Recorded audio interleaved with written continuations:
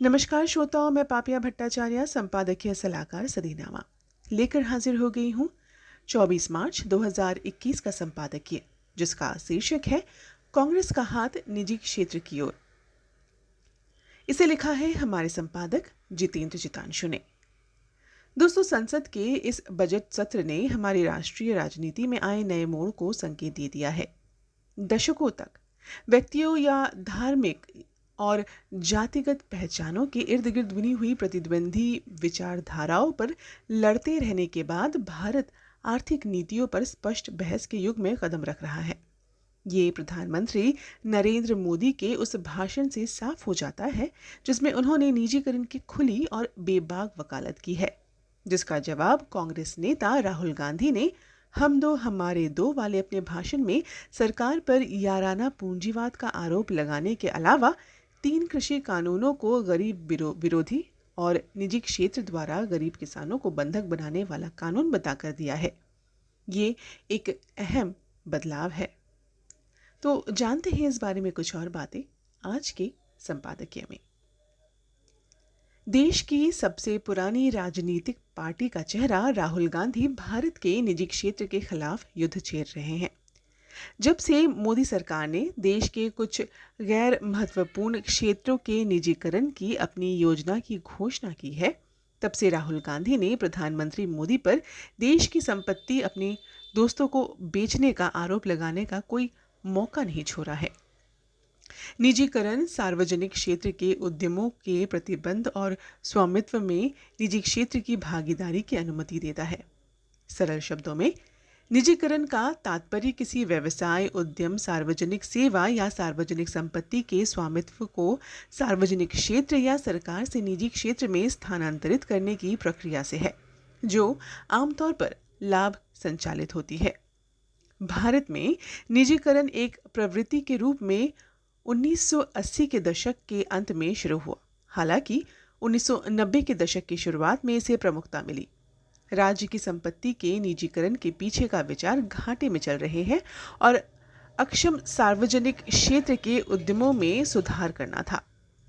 नेहरूवाद युग के दौरान कांग्रेस पार्टी निजी क्षेत्र को फलने फूलने की अनुमति देने के विचार से बहुत भयभीत थी। निजी क्षेत्र को संदेह के साथ माना गया था और उनकी वृद्धि को रद्द कर दिया गया था। कठोर लाइसेंस राज प्रणाली के लिए ये राजीव गांधी थे जिन्होंने अल्पसंख्यक हिस्सेदारी बिक्री के माध्यम से सार्वजनिक उपक्रमों के विनिवेश की शुरुआत की। उनके शासन के दौरान कुछ क्षेत्रों में दूरसंचार जैसे निजीकरण पर ध्यान केंद्रित किया गया था। 1991 की औद्योगिक नीति के बाद भारत ने एलपीजी सुधारों, उदारीकरण, वैश्वीकरण और निजीकरण की शुरुआत करके अपनी अर्थव्यवस्था को उदार बनाना शुरू किया। पीवी नरसिम्हा राव ने साहसिक कार्य किया और भारत के औद्योगिक सेटअप के चेहरे को हमेशा के लिए बदल दिया। पीवी नरसिम्हा राव और उनके वित्त मंत्री मनमोहन सिंह ने नेतृत्व में कांग्रेस सरकार ने 1951 की नई औद्योगिकी नीति पेश की, जिसमें सार्वजनिक क्षेत्र के लिए कई सुधार उपाय शामिल थे। भारत में खुशी से निजीकरण को समृद्धि की दिशा में एक मार्ग माना जाता है।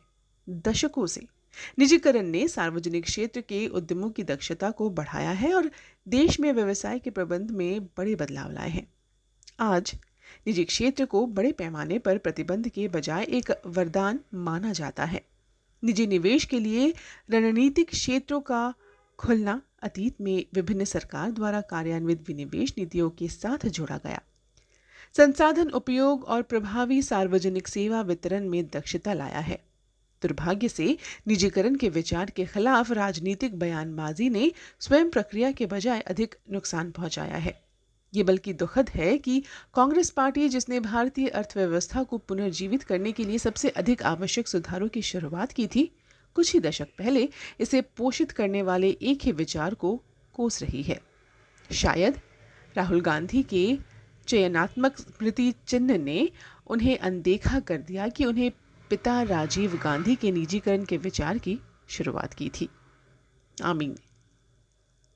तो ये था दोस्तों 24 मार्च 2021 का संपादकीय, जिसे लिखा है हमारे संपादक जितेंद्र जितांशु ने। शीर्षक है कांग्रेस का हाथ निजी क्षेत्र की ओर।